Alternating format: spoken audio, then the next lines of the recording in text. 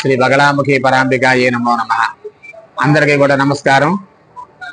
శ్రీ అమ్మవారి దేవస్థానంలో అవిచ్ఛిన్నంగా జరిగేటువంటి అమావాస్య దివ్య హోమ కార్యక్రమాలు ఈ నెల 28వ తారీఖు మంగళవారం అయింది.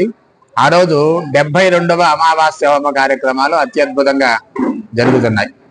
ఇంతవరకు కూడా 71 అమావాస్య జరిగాయి. రేపు జరగబోయేది 72వది. అయితే ఈ 72వ అమావాస్యకి చాలా విశేష ప్రాధాన్యత ఉన్నది. ఎందుకంటే కుంభమేళ అంతర్గతంగా జరిగేటువంటి ఈ అమావాస్య కార్యక్రమంలో ఆ రోజు మౌని అమావాస్య అయింది, కృష్ణాంగారక చతుర్దశి అయింది. అలాగే అమావాస్య మంగళవారం రావడం విశేషంగా భావిస్తూ ఆ రోజు ఈ అమ్మవారి దేవస్థానంలో మరి వివిధ కార్యక్రమాలు అత్యద్భుతంగా జరగడానికి అన్ని ఏర్పాటు చేస్తున్నాం.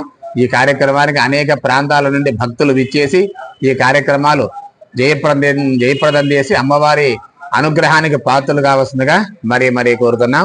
జై హో మాత, జై హో, జై హో.